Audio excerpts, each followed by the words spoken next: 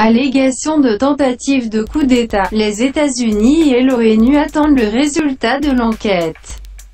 Le département d'État américain évoque un flou et dit attendre les résultats de l'enquête après l'arrestation par les autorités policières et judiciaires de 23 personnes accusées de tentative de coup d'État. Nous apprenons que la PNH enquête sur les 23 personnes appréhendées pendant le week-end. La situation est floue et nous attendons les résultats de l'enquête de la police, a indiqué Sandra Lemaire, journaliste senior à La Voix de l'Amérique, citant le département d'État américain. Le département d'État américain n'a pas souhaité faire de commentaires sur un citoyen américain sans son autorisation, a indiqué le département d'État. Rappelant que son action en Haïti s'exerce via l'ambassade. Le nom d'un ancien diplomate américain, Daniel Whitman, est évoqué comme l'émissaire qui, au nom du département d'État, préparerait la transition de l'après-Jovenel Moïse. L'ex-diplomate contacté par Sandra Lemaire de VOA a démenti en bloc ces allégations. Ex-diplomate, actuel professeur à l'American University. Daniel Whitman, a rapporté Sandra Lemaire, n'a rien à voir avec le coup d'État en Haïti. Il ne connaît personne de l'opposition. N'est jamais revenu en Haïti depuis 20 ans et n'a aucun contact avec des gens en Haïti, a poursuivi Sandra Lemaire, citant Daniel Whitman.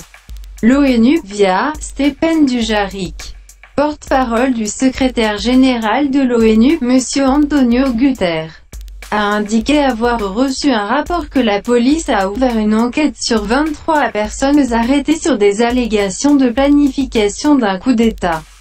Nous attendons et sommes intéressés par le résultat de ces investigations, a-t-il dit. En Haïti, l'opposition dénonce une répression politique et des organisations de défense des droits humains sont vent debout contre les allégations de coup d'État ayant entraîné 18 arrestations dont celle du juge à la Cour de cassation Yves Dabrezil dont la libération est exigée par 3 associations de magistrats. Les informations fournies au public par les plus hautes autorités de l'État ne démontrent pas l'existence d'un contrat criminel dans ce qu'elles présentent comme un complot contre la sûreté intérieure de l'État. Lit-on dans un rapport de FJKL. Le RNDDH dans un rapport condamne l'arrestation illégale et la rétention arbitraire de ces prisonniers politiques et exige leur libération immédiate. Sans condition. Le RNDDH en profite pour rappeler à la population le danger que représentent ces pratiques d'inquisition et de violation de domicile. Il l'invite par conséquent à se mobiliser pour protéger les acquis démocratiques, consacrés par la Constitution haïtienne et garantissant les libertés de réunion, d'association et d'opinion. Les organisations de défense des droits humains ont indiqué que 18 personnes arrêtées sont en garde à vue. Selon FJKL, il y a le juge à la Cour de cassation Yves Dabrezil, Romain à Brésil, 35 ans.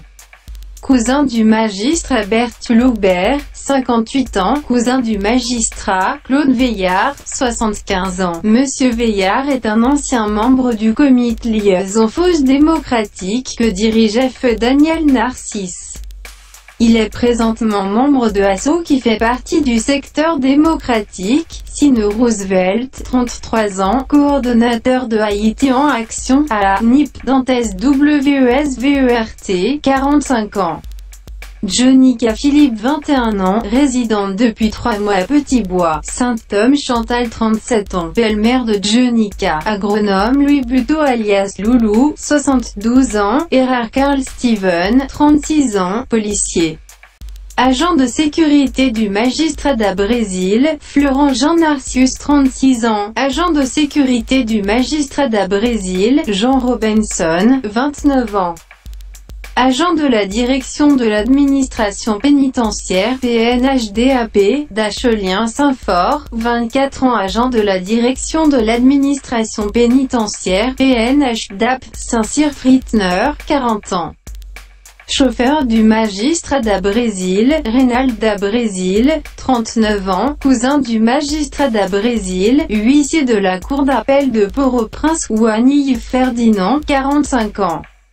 Employé au village de Petit-Bois, Dr Marie-Antoinette Gauthier, Marie-Louise Gauthier 62 ans. Par ailleurs, les États-Unis a appelé les acteurs à résoudre les problèmes de manière pacifique. Les États-Unis observent la situation en Haïti avec beaucoup de préoccupation et lancent un appel à tous les acteurs politiques pour qu'ils résolvent les problèmes de façon pacifique, a indiqué le département d'État, cité par la journaliste senior du département d'État, Sandra Lemaire. Haïti, mesdames et messieurs, Méga Média.